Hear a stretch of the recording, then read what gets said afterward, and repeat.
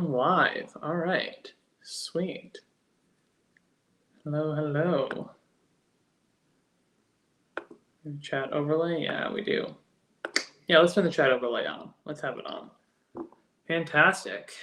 Yeah, let's just wait to get a couple viewers on. But we're gonna have my environment's a little different today, and I'll talk about that once we get some people on. If you're watching this back at a later time. But yeah, today's gonna be kind of chillax. We're gonna take it easy. I'm gonna talk about we're gonna talk about me a little bit. What's going on with me? We're gonna talk about this topic of mental health, which is kind of a weird term in my opinion.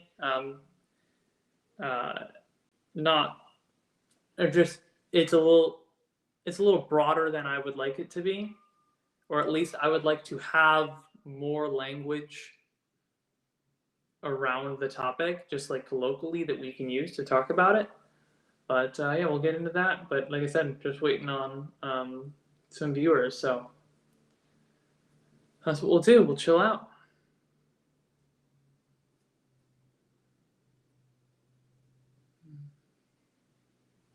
Actually, there should be a link available now that I can share. So let's do that. So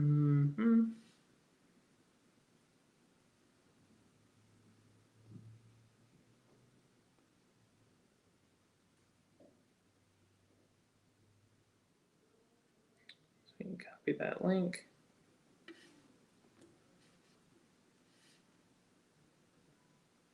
Go into Twitter. No viewers yet, so let's tack this on.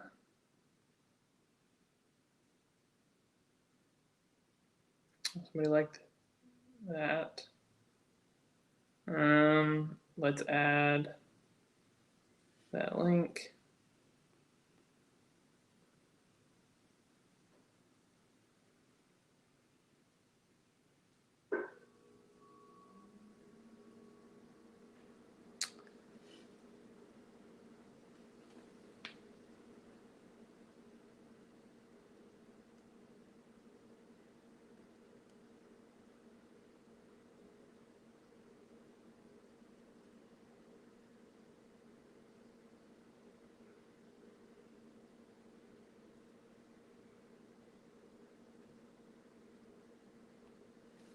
Sweet. Looks like we got a viewer in here, which is fantastic. I'm just getting this link out here for people to see.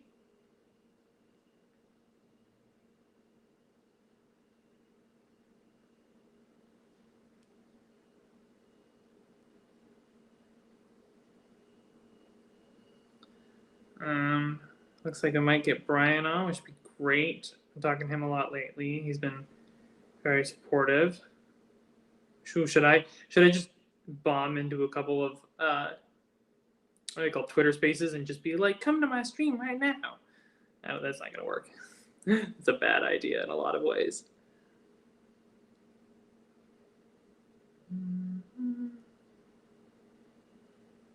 I hope the audio should be good. I think we'll be fine. Hello. Say something in the chat. Say what's up. Let us know you are here. Glad to have you. We're going to start talking pretty soon here.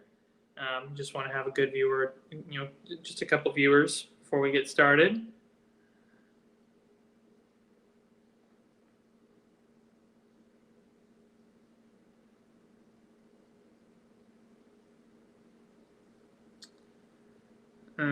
Yeah, you can throw anything.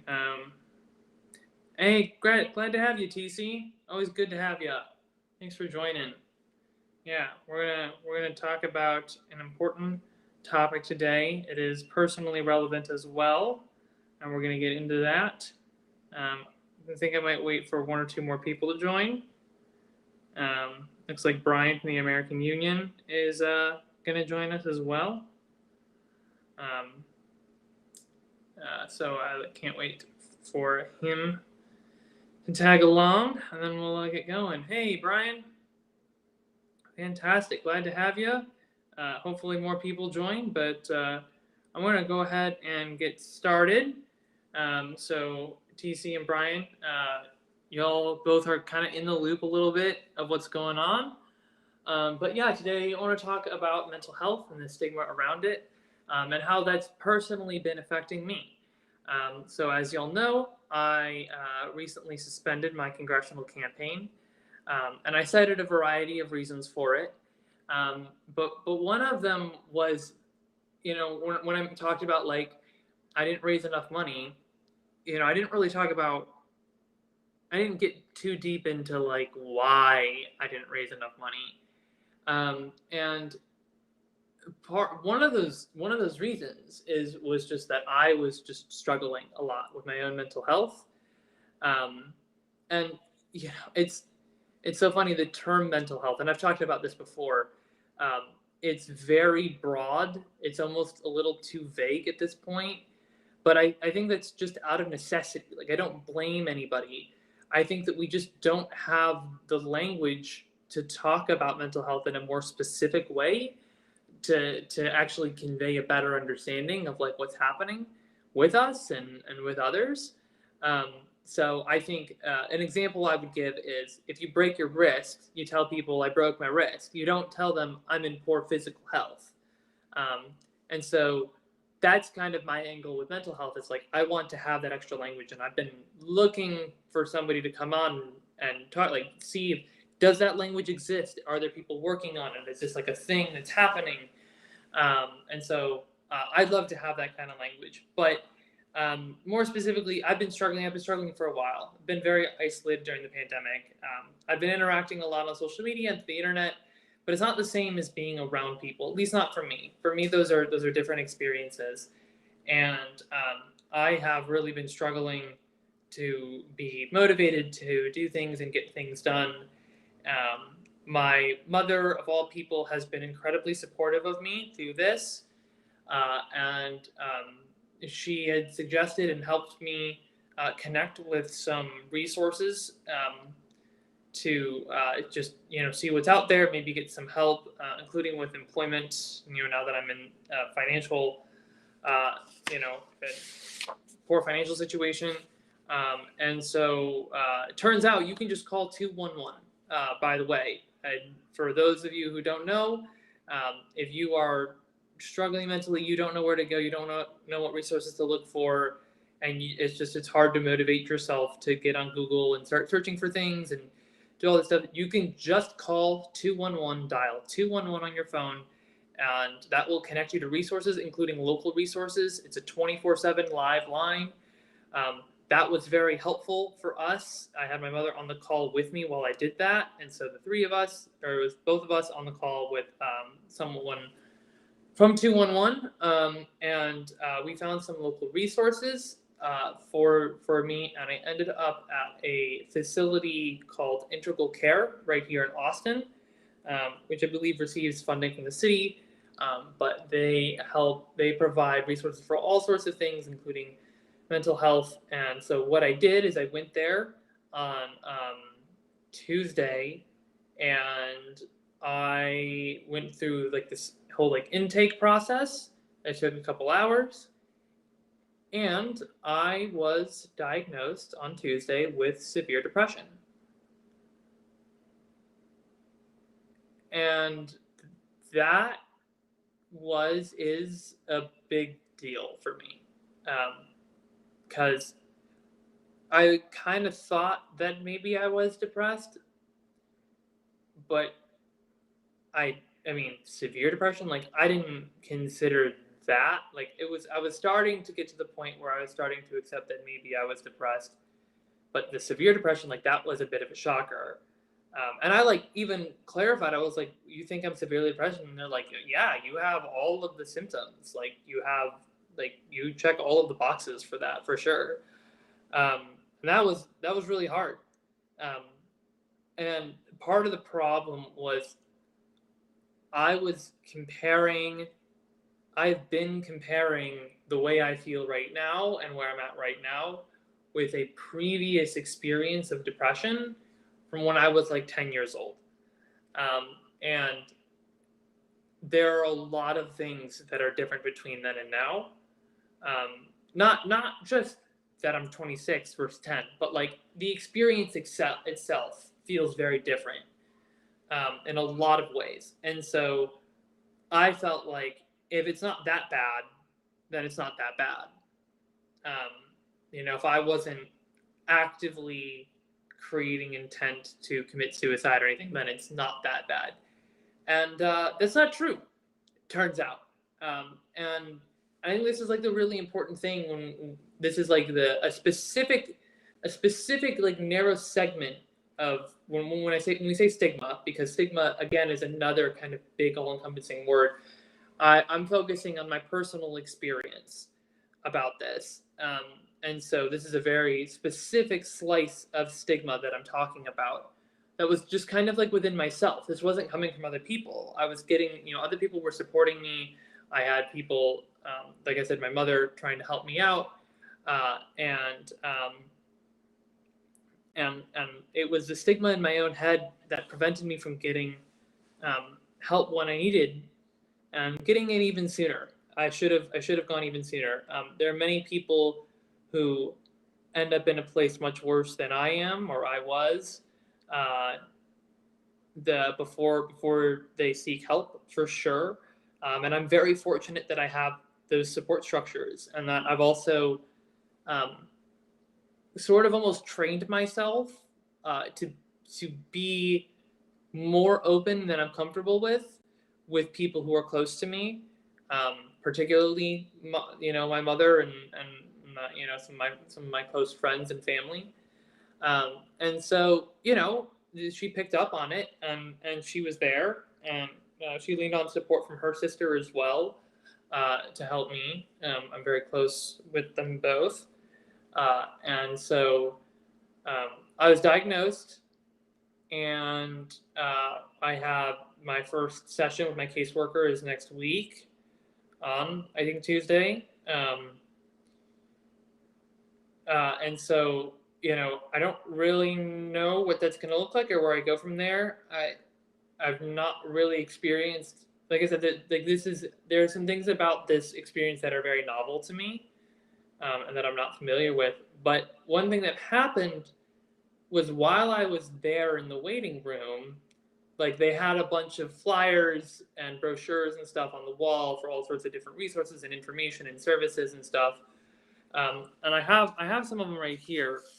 And so I actually want to go through a couple that I think were crucial for me. I didn't really look through them until the next day, but so they had this two-sider, one page on depression. And so it says genetics, family history, personality factors, environmental stress, and biochemical disturbances all may play a role in the onset of depression. Medical research indicates that depression may be linked to imbalances of the brain's chemical messengers called neurotransmitters. And so flipping to the other side, so that's the side I just read. And on this side it says diagnosis. And so I read this in front of my mother. We were just like on a Zoom call or FaceTime or whatever. It says to reach a diagnosis of major depression, at least 5 of the following symptoms, including depressed mood, or diminished interest or pleasure in usual activities, must be present nearly every day for 2 weeks or longer without an alternative physical cause. And then there are 9 things here, and I'll go through them. Not sleeping or sleeping too much, restlessness or slowness observable by others, can't make decisions and can't concentrate, feeling down all day, blaming yourself too much and feeling worthless, fatigue or loss of energy nearly every day, significant change in weight or appetite, thinking about death frequently, no longer interested in favorite activities. And so I could have probably checked off 6, 7, 8 of those boxes, if not all of them in some capacity.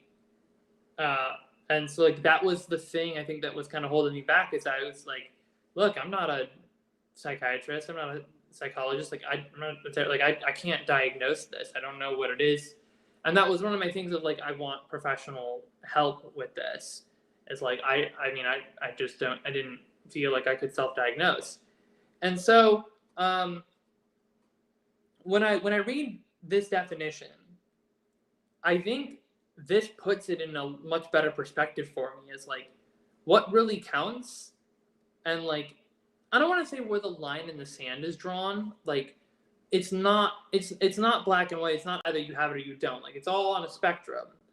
But like what it has done is it has lowered the bar for me for like what counts as like there's a problem. Like there's an actual real problem, and and it is time to lean on others for support to help deal with it. And it is time to look for professional support if you can. I'm very fortunate in Austin.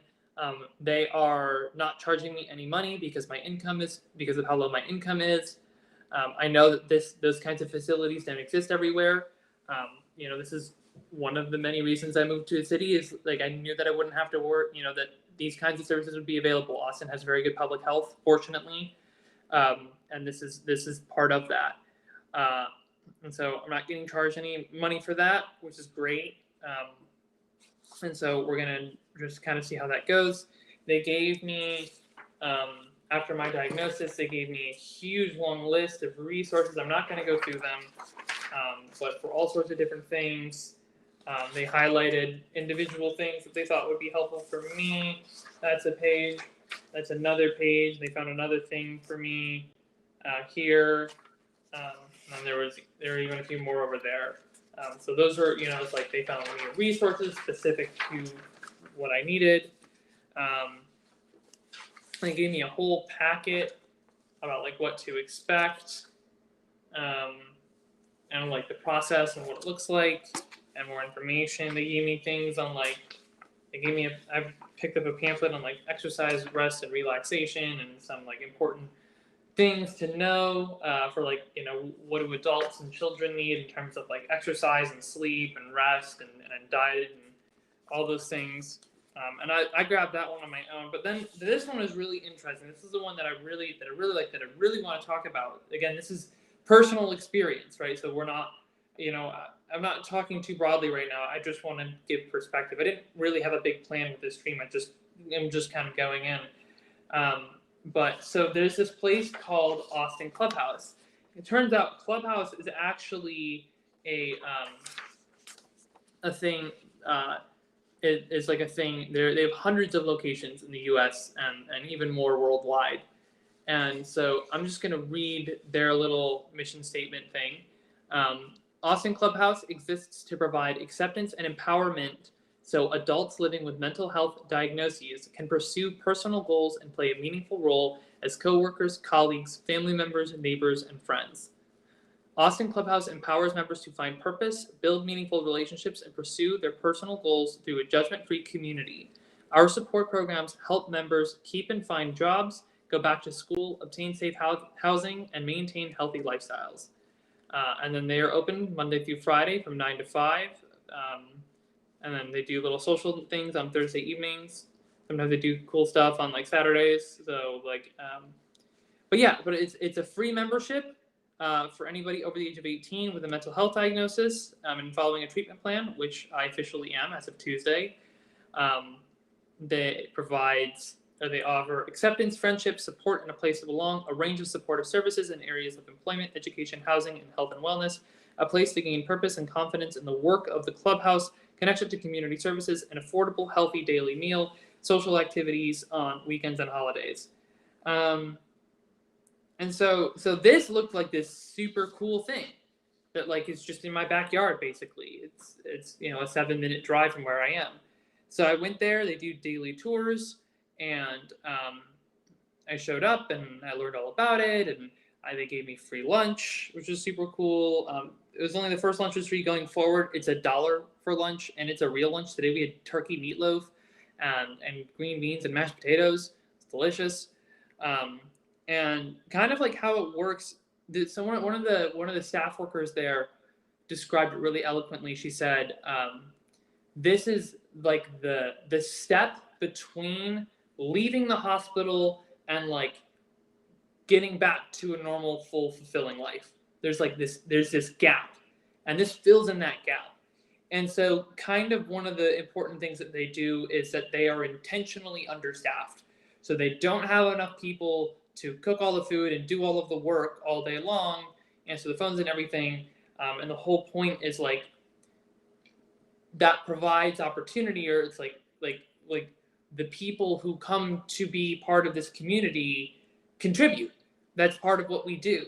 We contribute throughout the day. Yes, like someone's Thanksgiving leftovers. No, they bought fresh turkey for sure, but yeah, it definitely sounds like Thanksgiving leftovers. It definitely does. But let me tell you, that turkey meatloaf was amazing. I don't think I've ever had meatloaf that good.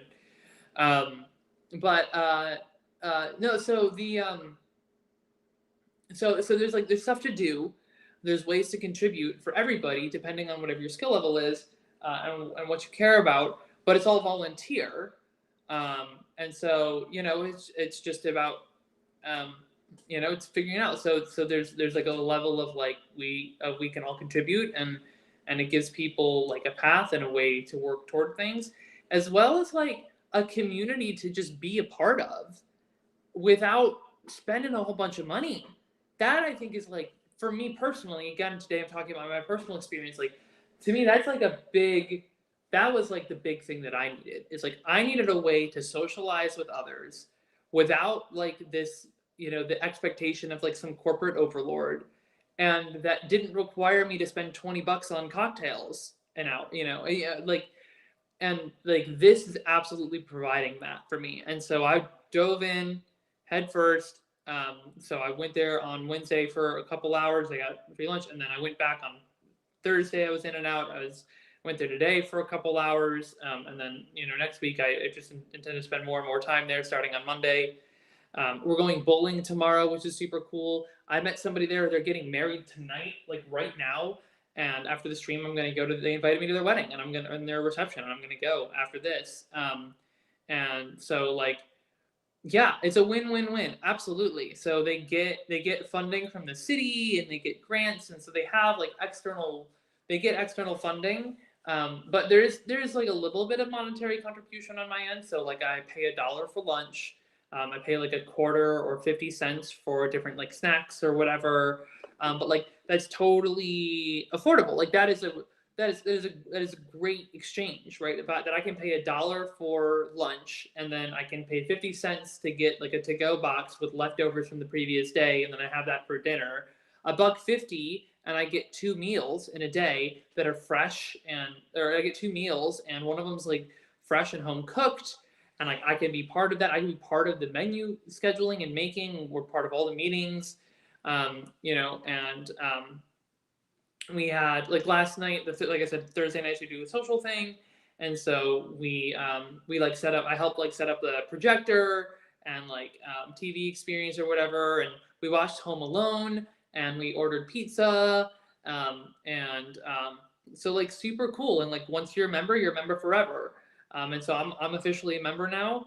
And like I'm just enjoying being around and being able to spend time with people. And it's cool because every day, there are both familiar faces and there are fresh faces.